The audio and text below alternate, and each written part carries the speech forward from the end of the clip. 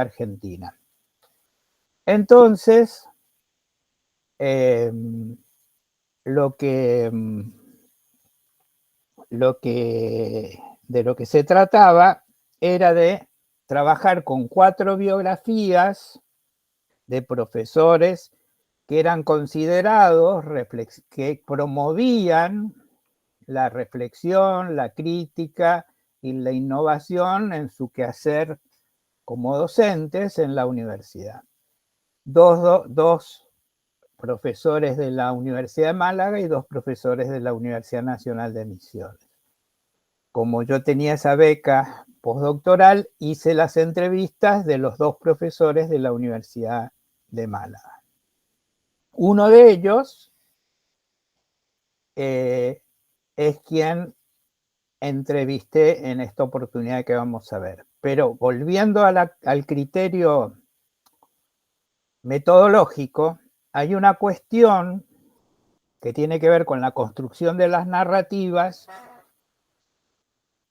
que después la vamos a volver a profundizar con la lectura de otros textos y más adelante en los próximos encuentros, que es el proceso que se llama de validación.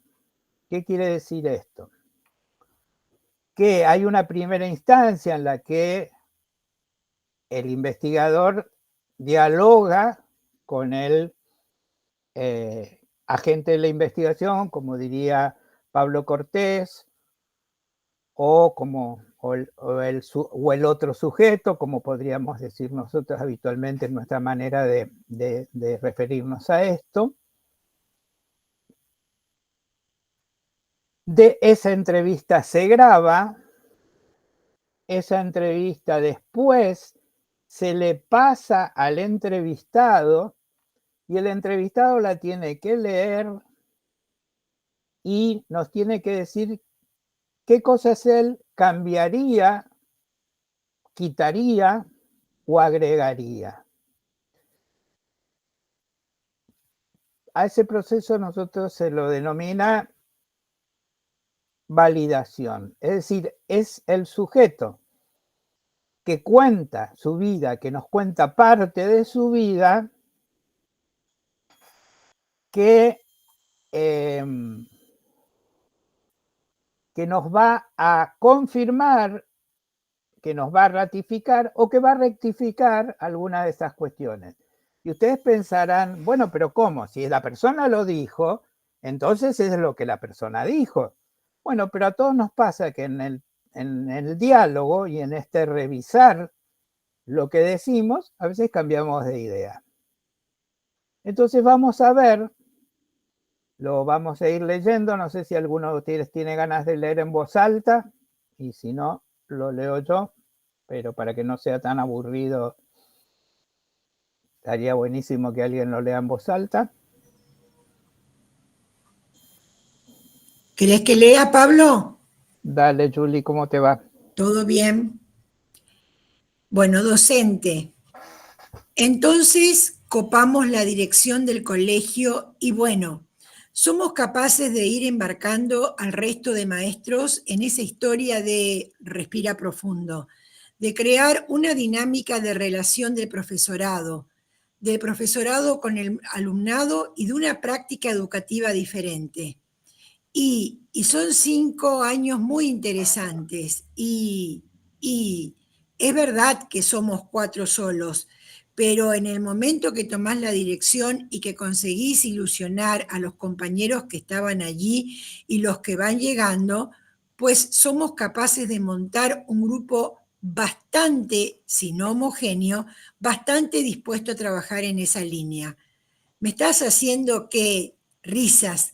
Es muy complicado recuperar información de tan atrás, risas.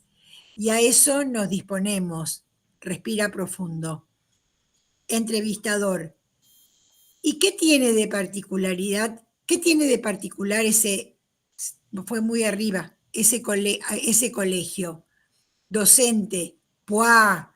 Entrevistador. ¿Qué tuvo? Docente. Muchísimas cosas. Muchas cosas. No sé por dónde empezar. No sé por dónde empezar. Es que son 5 años muy intensos. Sonríe.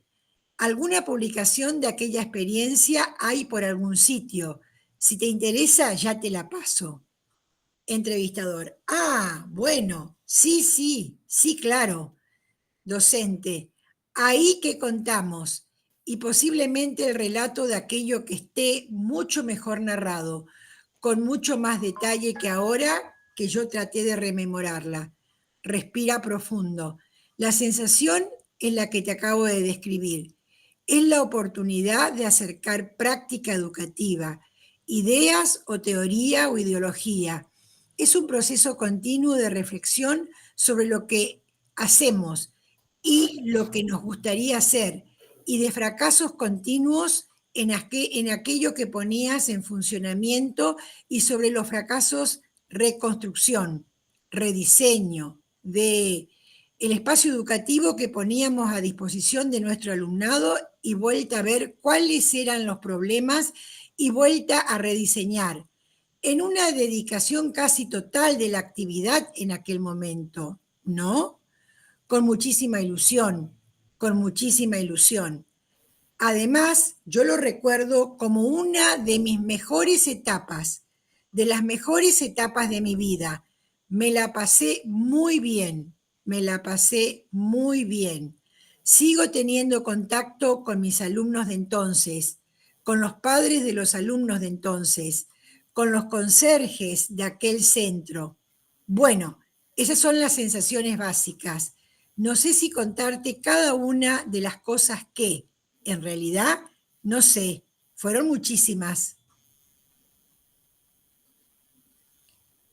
Intervalo. Docente. A ver cómo soy capaz de resumirte un poco la estructura en la que empezábamos a trabajar. Ideas potentes que tratábamos que fueran generadoras de toda la actividad en el centro. La idea de autogestión, es decir, que el centro es un espacio en el que el alumnado debe implicarse en su organización y sentirlo como suyo, ¿no?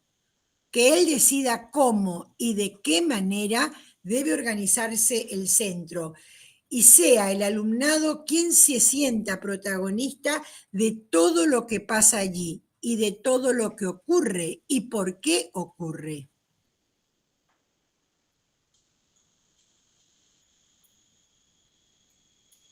Ahí termina. Bien.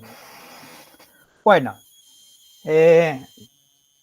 para que se puedan ir dando una idea aproximadamente de cómo es la dinámica de esta relación sujeto-objeto durante una entrevista de investigación y qué viene después. ¿Qué viene después? Esta desgrabación que ustedes acaban de escuchar en la voz de Julie o por ahí ya habían leído, esto se le envía al entrevistado, en este caso a este docente. Y el entrevistado puede, como les decía antes, puede decir, yo estoy de acuerdo, no estoy de acuerdo, hay algo que, etcétera. Si podemos sacar el texto de la pantalla, me encantaría porque así puedo ver a más cantidad de gente. Total, ya no lo necesitamos. Con este mismo entrevistado, para darles un ejemplo de cómo se produce ese proceso de evolución, en otro momento él me contaba sobre cuál había sido su tránsito por la escuela. Ustedes recuerden, para poder ubicar estos fragmentos y esto que analizamos, recuerden que se trata de una investigación en la que estábamos tratando de indagar por qué estos profesores universitarios eran profesores reflexivos, críticos, creadores, innovadores, ¿no? Para ubicarse siempre recordar la investigación de qué trataba. Por eso me parecía importante que él me hubiera contado esa experiencia que hicieron en una escuela de una zona marginal de Málaga, donde intentaron, conforme era la tendencia, esto ocurría en los años 70 aproximadamente. En esa época había toda una tendencia, quienes provienen quienes, si ustedes provienen del campo de la ciencia de la educación, tal vez recuerden que en esa época se hablaba mucho, y todavía existen muchos textos, de la autogestión de los institutos, de los centros educativos, de las escuelas, etcétera. Es decir, cómo en vez de haber una estructura autoritaria donde había un director, un cuerpo docente y estudiantes, aunque esos roles seguían estando y existiendo, había decisiones que se tomaban colectivamente. Por ejemplo, había momentos del día en los que se discutían las actividades que se iban a desarrollar la semana siguiente. Y ahí se buscaba que participaran democráticamente en esa decisión los estudiantes, los docentes y el resto del personal, y el resto del personal que trabaja en la institución, que fue una experiencia sumamente innovadora. Entonces, cuando uno dice, pero este hombre no es que es un innovador en la universidad, este hombre viene haciendo experiencias innovadoras. Y entonces es como vamos pudiendo comprender a partir de la lectura de su vida y de lo que nos cuenta y de lo que construimos conjuntamente, por qué un sujeto puede ser innovador, crítico, etcétera, un docente universitario. Entonces, en otro momento, con este docente que voy a llamar Kiko porque así se lo apodaba, se lo apoda, Kiko me decía, yo iba a una escuela que era una escuela muy católica. Dice, y la verdad es que tenía distintos profesores, dice, pero había unos cuantos que eran concretamente fascistas. Tengan ustedes en cuenta lo siguiente. Kiko está hablando de la España de los años 62, 64, es decir, la España gobernada por el general Franco, una España absolutamente fascista, antidemocrática, donde el autoritarismo era moneda corriente y donde después de una guerra civil, ni más ni menos. Entonces, nota al pie, les recomiendo para los que no la vieron y para los que la vieron, véanla de nuevo si quieren, una película española que se llama La lengua de las mariposas, que trata de lo siguiente. Trata de la historia de un maestro de esa época, de la época de la Guerra Civil española, que tenía, los dos personajes principales de esa película son el maestro y un niño que va a la escuela. Ese niño llega a la escuela más tarde que el resto porque, si mal no recuerdo, no sé si se habían mudado los padres, bueno, por algún motivo ingresan más tarde. Y entonces, bueno, el chico está como muy cohibido, y ve que todos los chicos, hay una escena que es muy linda, que ve como todos los chicos hacen un lío bárbaro, y el docente no dice nada. Y entonces, acá Alicia Rivas nos pone el enlace para quienes quieran ver la película, La lengua de las mariposas. Y entonces hay el maestro, en vez de retarlos, de ponerlos en penitencia y qué sé yo qué, mira por la ventana. Y los chicos empiezan a señalar entre ellos y mire, como diciendo, miren lo que está haciendo, no nos dice nada. Hasta que alguno de ellos le pregunta algo como, ¿qué es lo que está mirando? Y entonces el maestro le dice que está mirando las mariposas. y les empieza a contar cosas sobre las mariposas y los chicos empiezan a quedar tranquilos, a seguir su relato y bueno, en otro momento hacen una salida al campo para conocer la naturaleza, etcétera, y entonces el maestro les cuenta que las mariposas tienen lengua y cómo es la lengua de las mariposas, etcétera, etcétera. Pero este maestro era un maestro que tenía ideas de izquierda. Y en un momento de la película el maestro lo vienen a buscar a la cárcel, lo vienen a buscar la policía y se lo llevan. Como a muchos otros, como preso político. Bueno, no les voy a spoilear la película, de eso se trata. De eso se trata. Entonces, digo esto, ¿por qué les contesto de la película? Porque si bien lo de Kiko es unos años más tarde, todavía el franquismo estaba en el poder, España era una sociedad totalmente oscurantista, donde el poder de la Iglesia Católica era impresionante, y él iba a un colegio católico. Y entonces muchos de los profesores eran realmente autoritarios, eran algunos fascistas declaradamente. Y entonces Kiko en la entrevista me dice, sí, la verdad que era una institución. Entonces dice, algunos docentes eran fascistas. Bueno, en realidad la institución era fascista. Cuando yo le mando la desgrabación, Kiko me dice, ¿sabes qué estuve pensando? No era para tanto, no era. Yo ese día estaba muy enojado cuando me acordé de que estábamos hablando y de esa época. Algunos eran un poco fascistas, no todos.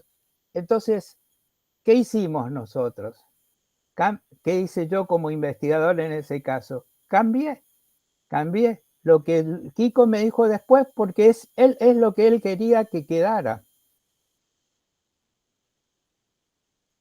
No su primera impresión en ese diálogo cuando me dijo eran todos fascistas y la institución era fascista, sino lo que él quiso en ese proceso de ida y vuelta y en ese proceso de validación era, bueno, fue una escuela donde había algunos que eran fascistas, otros no tanto. ¿Se entiende? La pregunta es entonces, y acá abro el debate para todos los que quieran participar, ¿cómo se juegan las relaciones de poder en esta perspectiva de la investigación, tomando como punto de partida esto que les cuento de la devolución?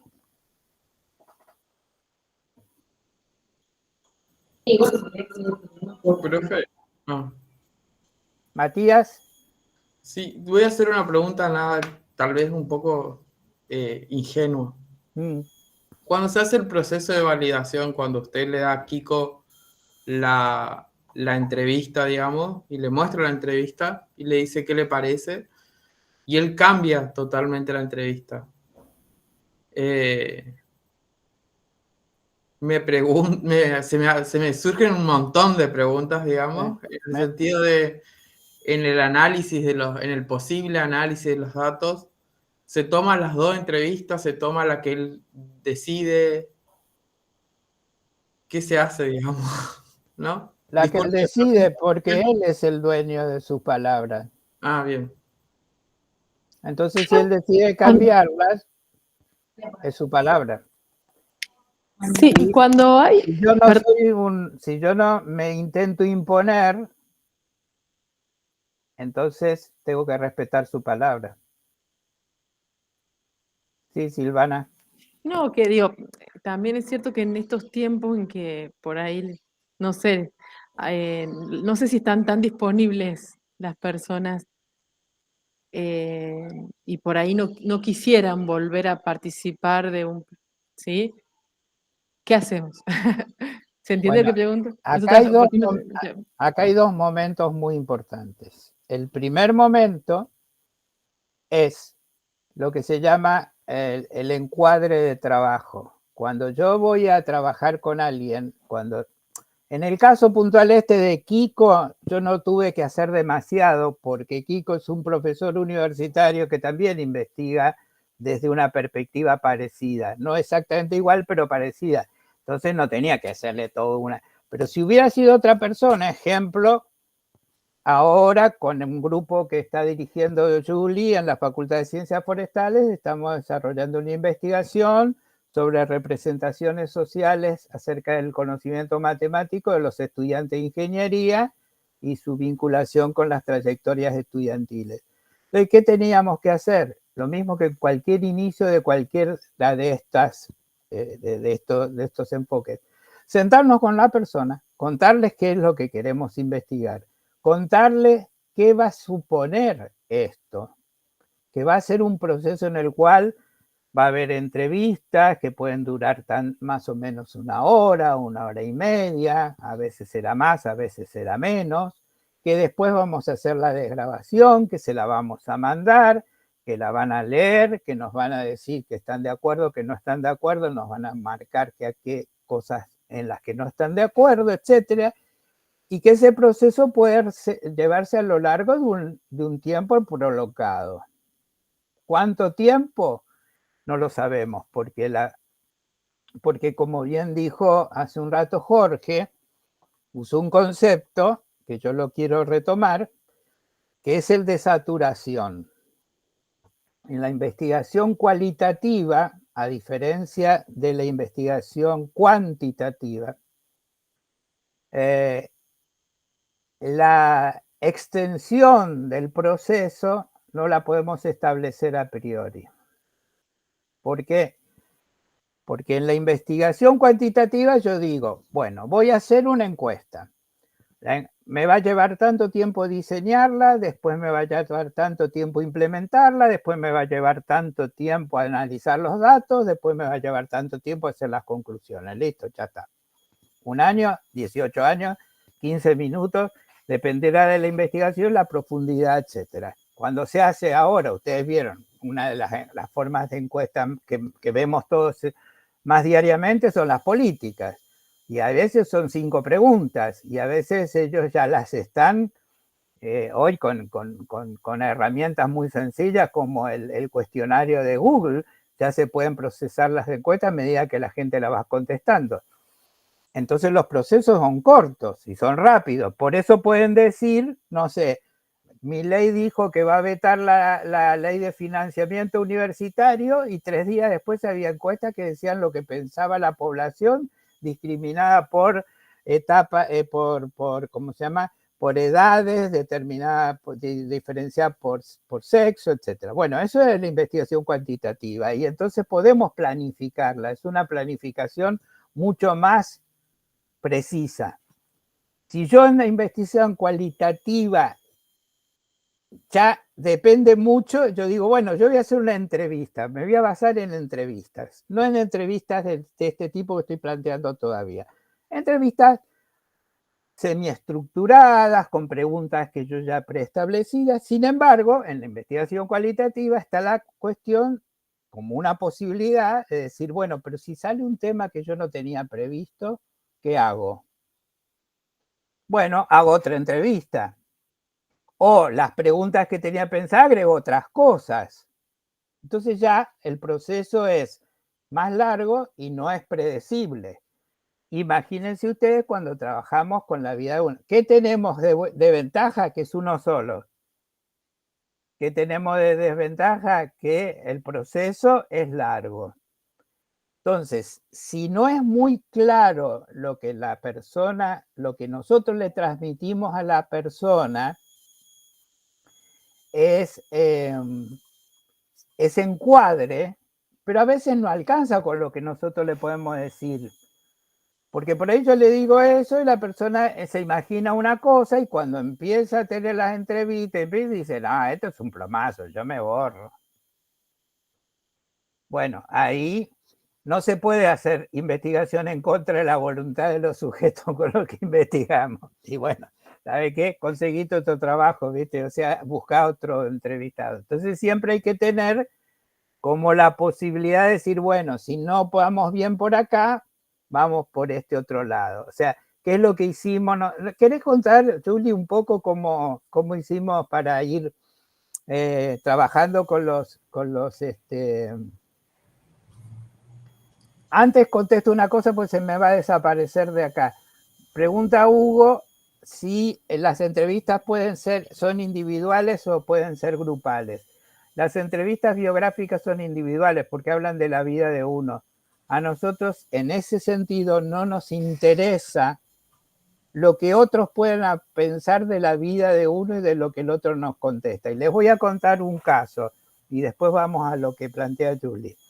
Un caso que está transitando una colega a quien yo dirijo con una beca de CONICET y que ella va a estar haciendo este curso a partir de la semana que viene porque ahora está presentando un trabajo en un congreso. Ella está haciendo un trabajo sobre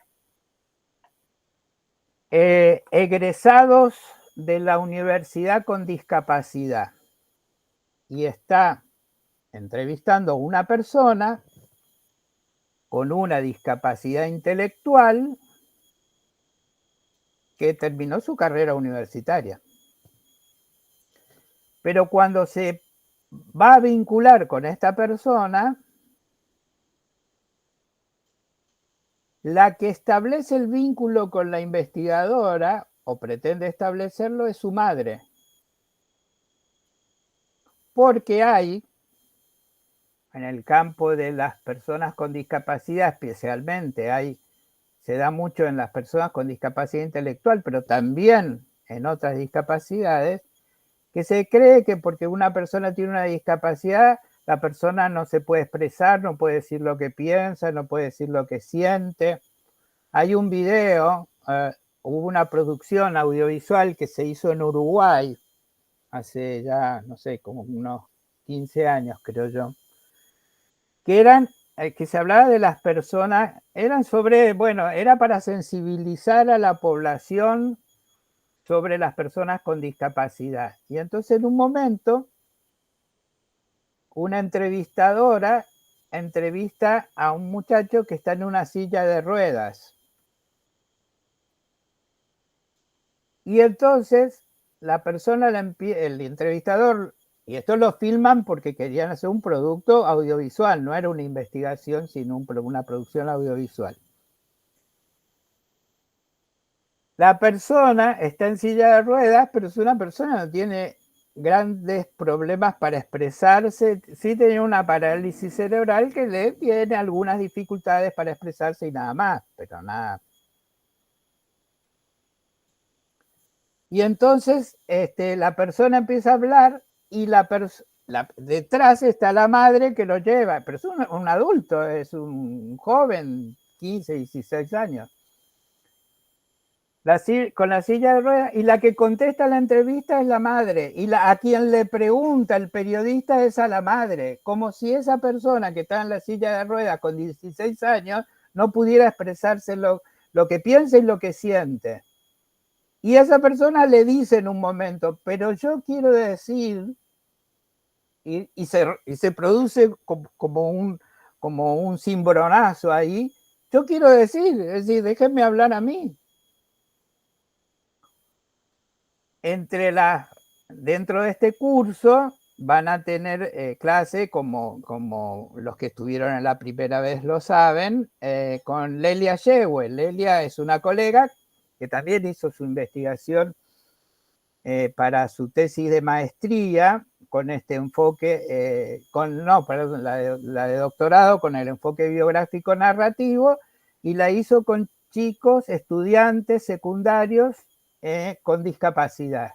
Y le pasó lo mismo, o parecido, que fue que iba a entrevistar a la casa de un estudiante secundario y la madre se metía en todo el tiempo.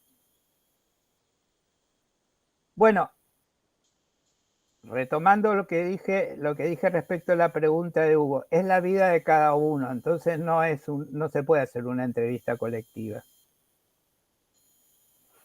Las entrevistas grupales son buenas para otras cosas.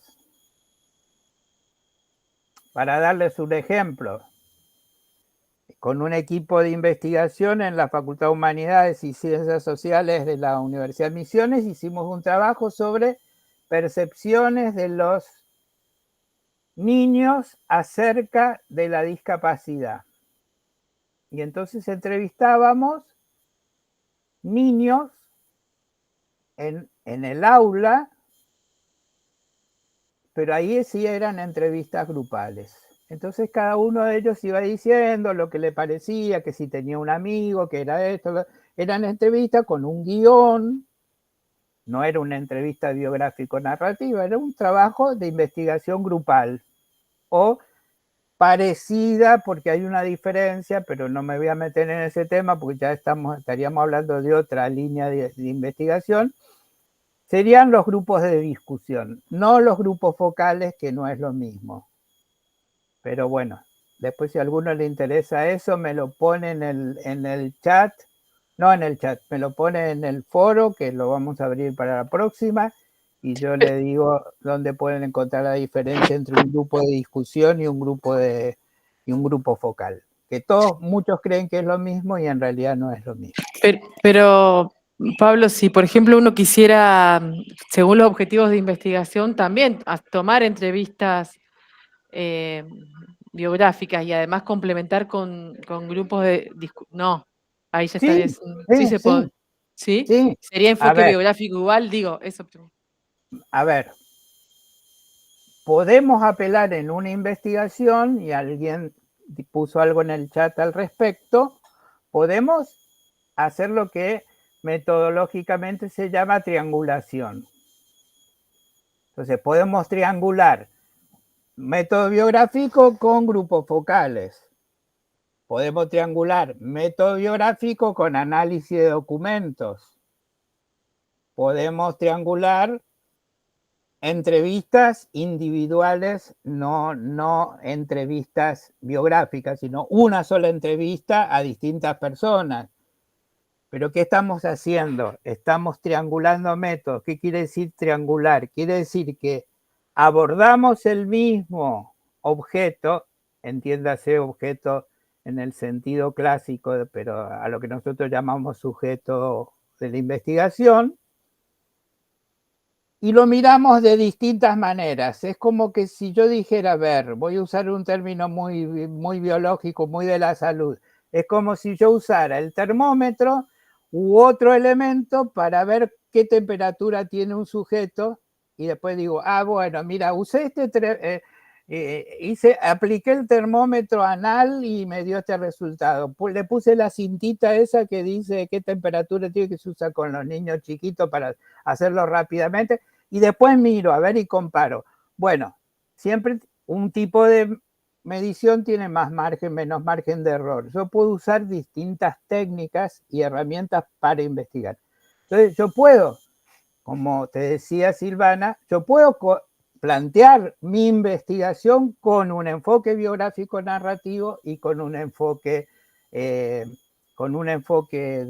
entrevistas grupales. Si ustedes se toman el trabajo y les interesa leer el texto de Pablo Cortés González, Pablo, antes de hacer la entrevista biográfico-narrativa a Semi, que es el personaje con el que él hace la biografía, hace todo un trabajo etnográfico para conocer cómo es la comunidad en la que él vive, quiénes son los actores que participan, y eso es otro enfoque, es el enfoque etnográfico. Y también entrevista a otros. Pero cuando uno hace el trabajo biográfico narrativo, aunque sea parte de un proyecto con otros enfoques que se complementan, cuando hace el enfoque biográfico narrativo es individual. Porque es la historia de uno. La historia de uno no la puede contar otro, sino ya es la historia contada por otro. Si alguien quiere hacer mi biografía, la tiene que hacer conmigo. Si la hace mi biografía con mi hijo, con mi mujer o con mi vecino, es la biografía de Pablo contada por otro.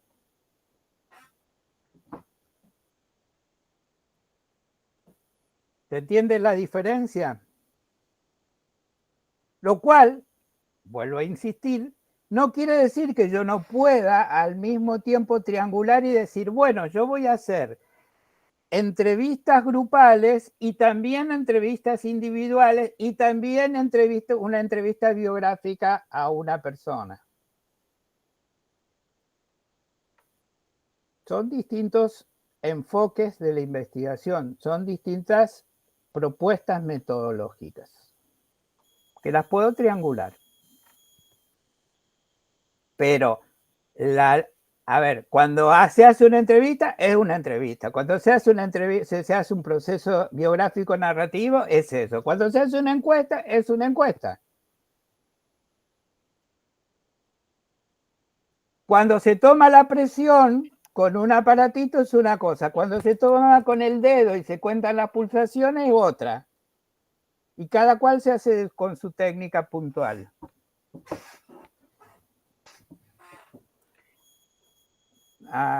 Sí, pero se me hizo lío, pero está bien, me falta lectura, ¿eh? Pero serían investigaciones igual con enfoque narrativo o ya no, porque digo más allá de la técnica. O sea, si triangulo técnicas. ¿Se entiende qué preguntó? Sí, se entiende. Ahí se me hizo un poco de lío. Sería una investigación que utiliza varios enfoques y que vos después podés combinar en el momento que haces el análisis. Es una investigación cualitativa que utiliza varios enfoques, así sería. Claro. No nos preocupemos por ponerle el nombre a qué tipo de investigación, sino sí, seguramente cuando vos hagas tu tesis vas a tener que decir qué es lo que elegiste. A ver, cambio. Cuando yo analicé los rituales escolares, ¿qué hice? Observaciones de clases, entrevistas a los chicos, entrevistas a las docentes, analicé el proyecto educativo institucional, entonces como te estarás dando cuenta, estoy utilizando distintas formas. Para cada una de ellas utilicé sus propias técnicas. Entonces, cuando analicé un documento es una cosa y cuando hice una entrevista a las docentes es otra cosa. Ahora, yo después, todo eso lo voy articulando. No nos vamos a adelantar todavía, pero va a llegar un momento en que vamos a ver cómo se hace el análisis de los datos. Y cuando veamos cómo se hace el análisis, vamos a ir viendo cómo en este caso vamos construyendo esas narrativas.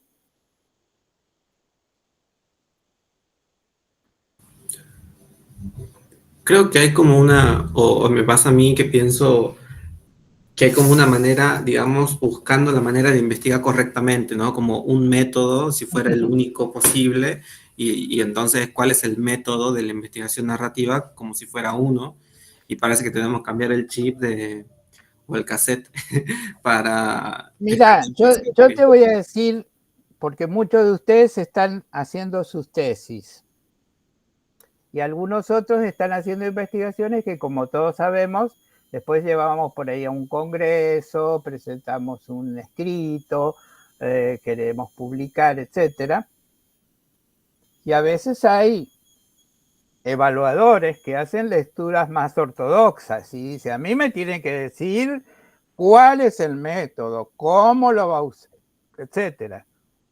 Y hay otros que van a decir, mira, con que vos me relates desde dónde vos te parás, cómo lo haces y por qué usaste ese camino, está bien.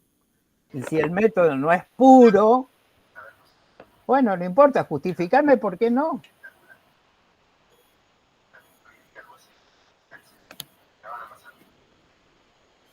¿Se entiende, Jorge?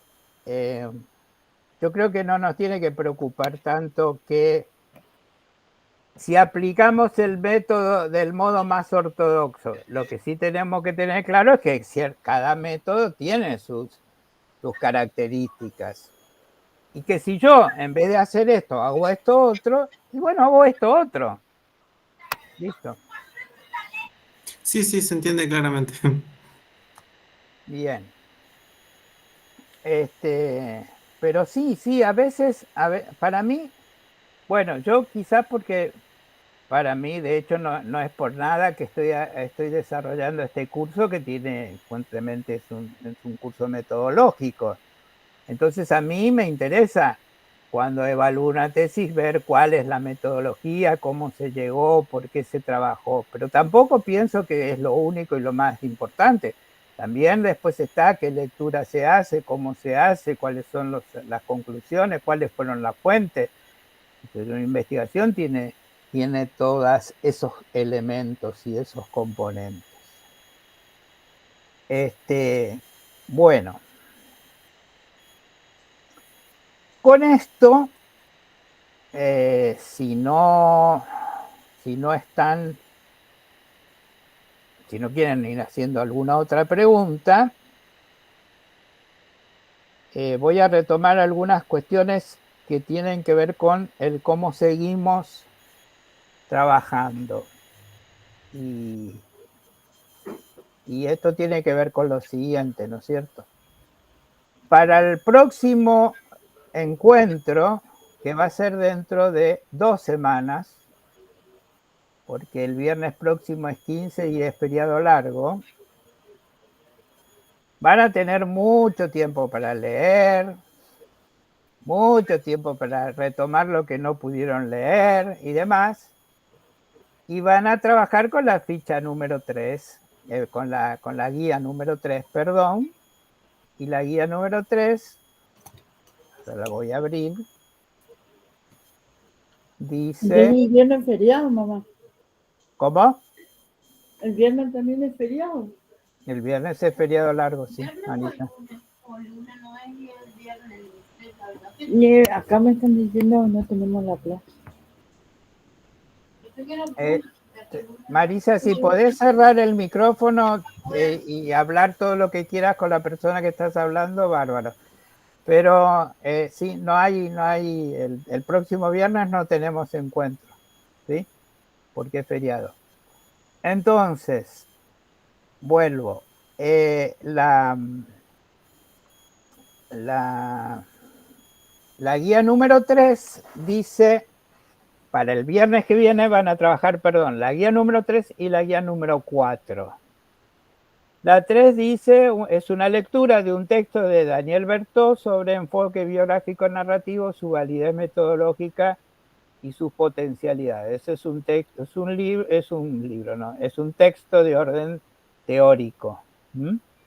Ahí está indicado qué parte de ese texto tienen que leer, no es la totalidad del texto porque es un texto bastante largo. Y además de eso, la ficha número 4, la guía, número 4, que es ver 2 videos de entrevistas que le hace Felipe Piña, el historiador, a Federico Lupi, el actor argentino. Ahí la están poniendo. Esta es la guía 4. Ver esos 2 videos, ahí está el link. Ustedes desde el aula virtual pueden directamente entrar también, porque yo pongo los enlaces en el aula, así que cliquean y listo. O si no, la copian y le mandan. ¿Ves cómo están haciendo ahí? Entran en donde dice enlaces a videos y cliquean donde dice la primera y aparece. Si quieren, chupemos 2 minutos lo que dice la entrevista.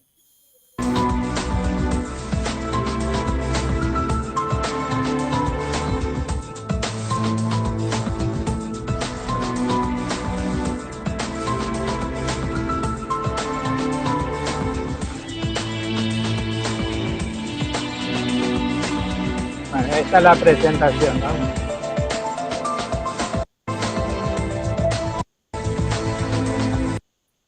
¿Cómo nació la pasión por la historieta, esas ganas de ser historietista que tenías? Porque mi padre era conservador, como buen hombre de campo, y recibía La Nación. En La Nación había 3 historietas fundamentales. Trifón, de Gio McManus, el chiquito Abner, cuyo autor no me acuerdo, un dibujante extraordinario, de los montañeses, de los Apalaches. Y había una viñeta que salía en la página central que se llamaba Nunca falta quien nací. El dibujante era Jimmy Hatlow. Y nada, me la pasaba imitando esos dibujos, cada uno con sus diferentes dinámicas. Y me pareció que estaba destinado a eso. No tenía conciencia a esa edad, pero con el tiempo pensé que era mi profesión. ¿Y estudiaste algo vinculado al arte, no? ¿O empezaste a estudiar o tenías ganas de No, eso? no, llegué, Llegaste. vine aquí a Buenos Aires con unos dibujos en una revista llamada Dibujantes, revista para la gente de la profesión, y la dirigía un tal Blota, el papá de los Blotas actuales. Sí. Y vio mis dibujos, me dijo, tenés buena mano, que yo dice, pero me aconsejó estudiar escultura para el tema de los volúmenes y la composición del cuadro. Le dije que yo quería ser historietista, ¿no? Y entonces me fui a La Plata porque estaba en Bellas Artes, tenía un primo ahí, me consiguió un trabajo en un banco, tenía todo armado para que así fuera. A quedarte ahí. Y ahí al año y medio conocí a gente de un grupo teatral y empezó esta historia de ir a ver los ensayos y nada. Lo he contado 1000 veces porque fue así. Me empezó a maravillar el hecho de que gente grande, hablando de los 23, 24, 25 años... Que era mucho en aquel momento. Sí, claro. Y transpiraran detrás de las bambalinas, y se ponían nerviosos, ¿no? Y yo, qué extraño es esto, ¿no? ¿Por qué tanto nervio?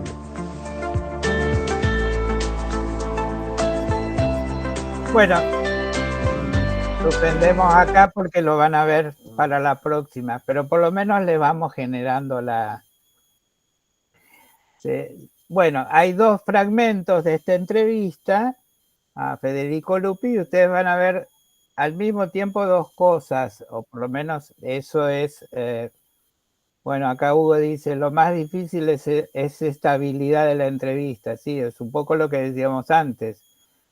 Fíjense cuánto, en este fragmentito chiquito que después van a verlo completo, van a ver 2 partes de la entrevista completa, cuánto habla Lupi y cuánto habla el entrevistador.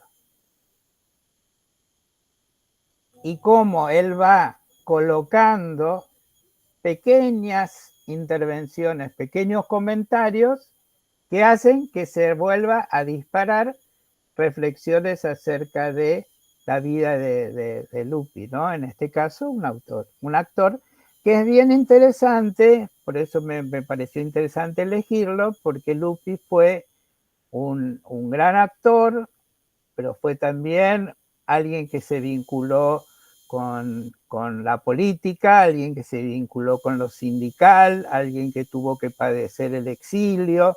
Entonces, una vida como muy rica en muchos aspectos, bien interesante para hacer una biografía, que no es el objetivo de Felipe Piña, era hacer un programa de televisión nada más. Lo que pasa es que a mí me pareció interesante ver, bueno, la entrevista, cómo se puede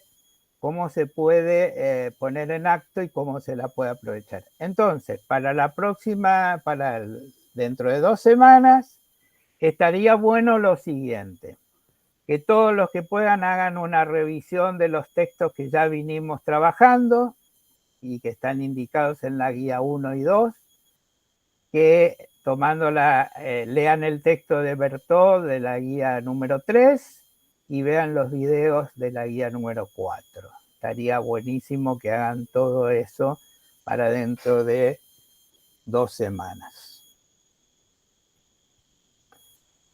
Sí, bien. No sé si tienen alguna pregunta al respecto de todo esto, de esta cuestión más bien organizativa.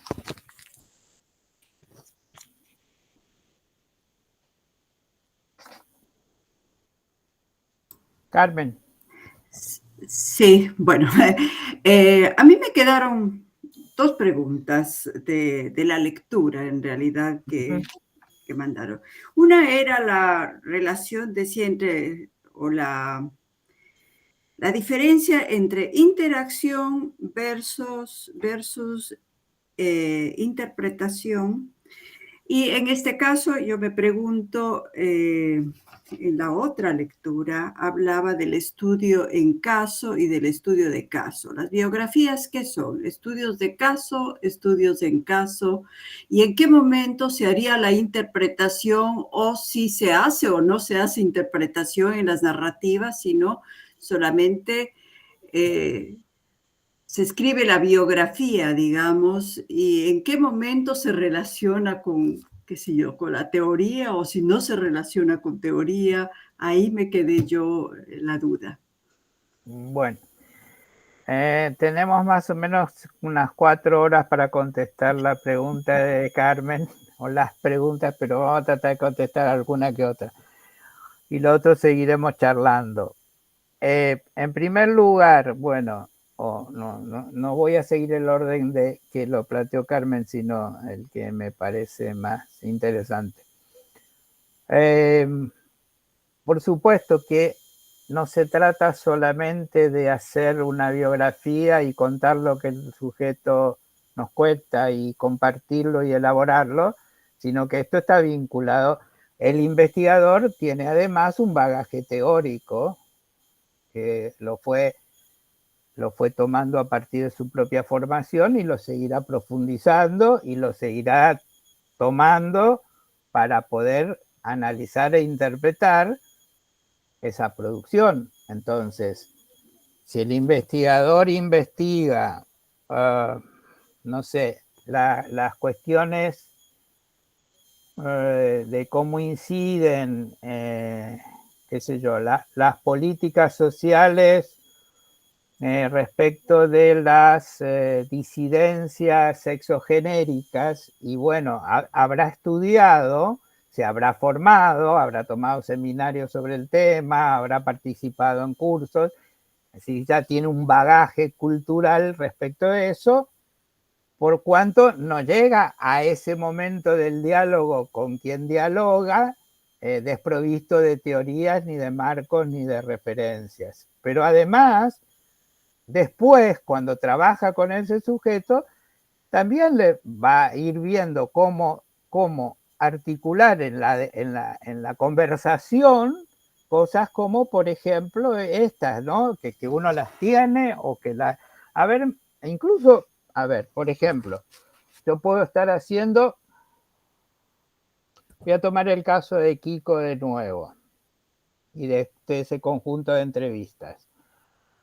Cuando a mí me pasó que yo tenía que, para comprender muchas de las cosas que él me contaba, conocer cosas de la realidad española de la época en la que él vivió, porque si no hubiera descontextualizado e interpretado cualquier cosa, y para dialogar con él, entonces, ¿qué podía hacer?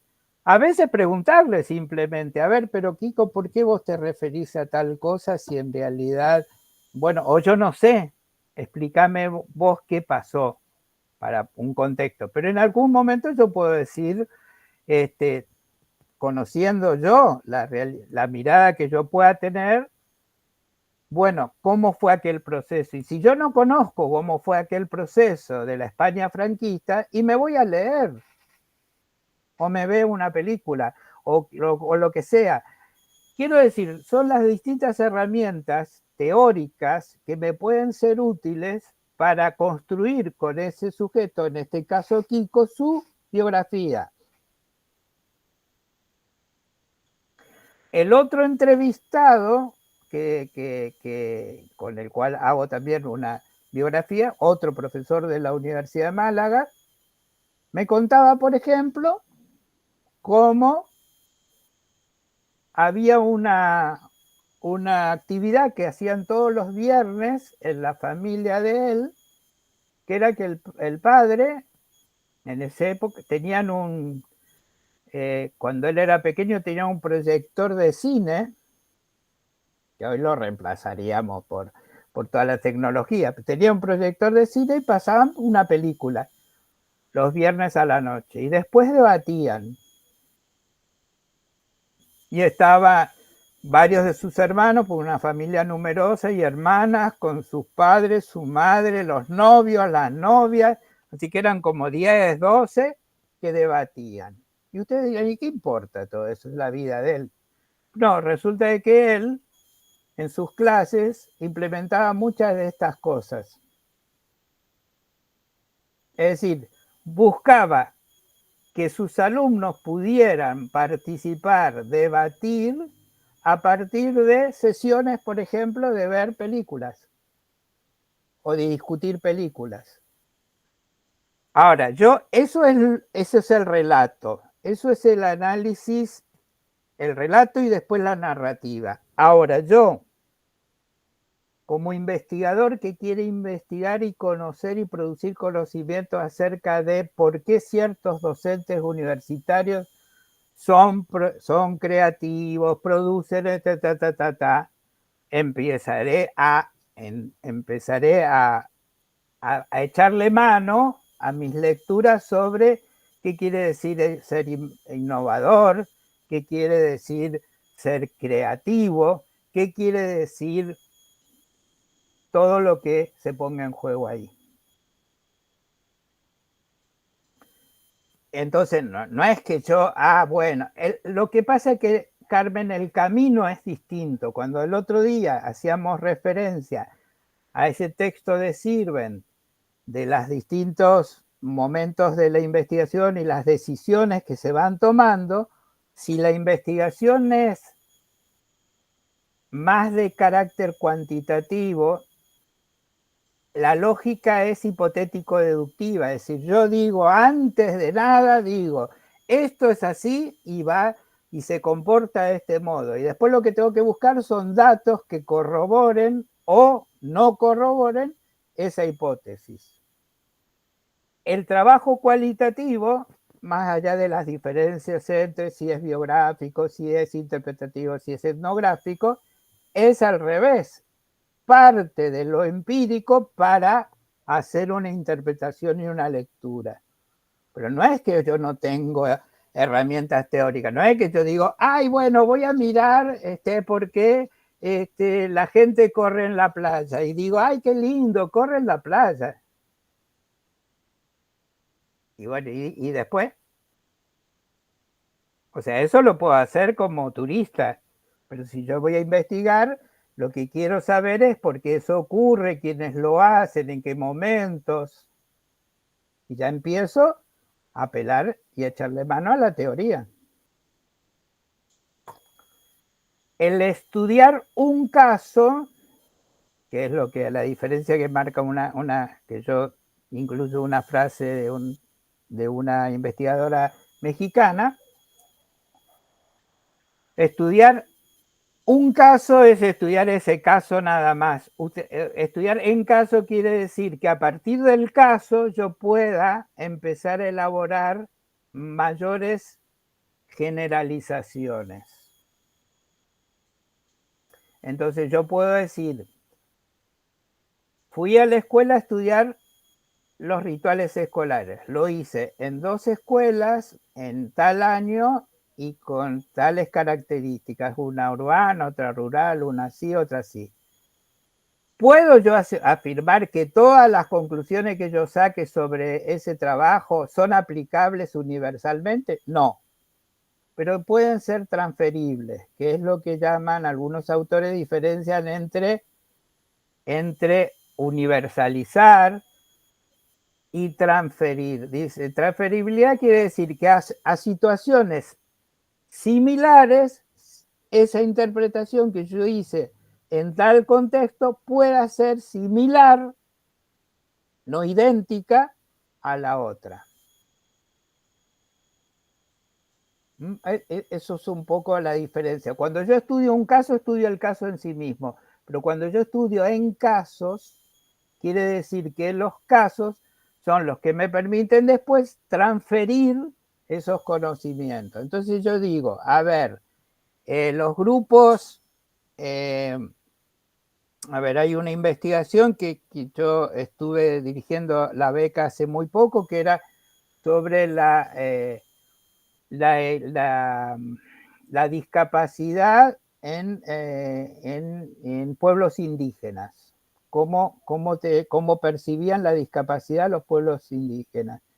Y un investigador que hizo un trabajo sobre la etnia vía guaraní en Misiones. Entonces, nos vamos a encontrar, por ejemplo, con que la conceptualización sobre la discapacidad no es la misma en el pueblo en vía guaraní que en la sociedad occidental.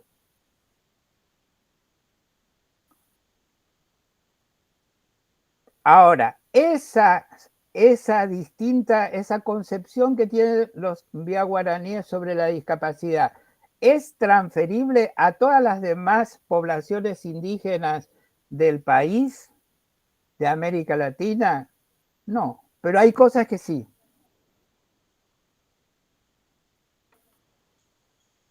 Bueno, ahí es donde cabalgamos sobre la cuestión. Ahí es donde estamos pivoteando, digamos, de alguna manera. De eso se trata.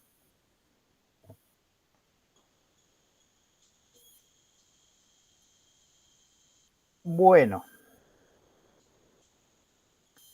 Tienen 5 minutos para hacer preguntas, quejarse, retirarse, firmar el libro de quejas que lo tiene Carla ahí en el chat, como más quieran. Hoy no me voy al teatro, pero tengo unos amigos esperando, así que si terminamos, no hay... Te dejamos ir, Pablo. Bueno, acá hay una pregunta de Hugo que me hizo acordar de algo que me olvidé, que empecé a desarrollar y me olvidé. ¿Qué es el concepto de saturación? Y por ahí podemos terminar con esto. En la investigación cuantitativa, uno dice, ¿cuántos casos voy a estudiar? Que sean representativos del conjunto del universo. Quiere decir que si yo digo, ¿qué piensan los jóvenes de Misiones del gobernador? ¿Tengo que trabajar con todos los jóvenes que hay en la provincia de Misiones? No, puedo usar una muestra, pero esa muestra tiene que ser representativa de la población en su conjunto. Eso en investigación cuantitativa. Y entonces, como yo les decía, planifico todo y termino. Ahora, cuando uno dice, ¿y el muestreo? ¿Cómo funciona el muestreo en la investigación cualitativa? Bueno, se hace lo que algunos autores llaman el muestreo teórico. ¿Qué quiere decir? Yo voy y les voy a preguntar, voy a hacer una investigación sobre el funcionamiento de la Facultad de Ciencias Forestales. Entonces voy y le entrevisto a Carmen y Carmen me da su punto de vista y qué sé yo. Después le entrevisto a Julie me da su punto de vista y tal. Después le entrevisto a Carla y Carla me dice lo cual. Y después cuando voy y entrevisto a un cuarto, ese cuarto ya me empieza a decir medio lo mismo que Carmen, lo mismo que Julie, lo mismo que... Listo, se saturó. Si no aparece nada nuevo, se saturó. Entonces, eso se llama muestreo teórico. Es decir, cuando el investigador percibe que se llegó a un punto donde las cosas se reiteran y no aparece nada nuevo. Eso quiere decir que no, hay que calibrar bien. Hay que calibrar bien, porque tampoco es cuestión de que pregunto 2 veces, ya está, listo, chao, listo. No, bueno, hay que dejar que fluya, hay que dejar... Pero si yo veo que sigo y todos me dicen lo mismo,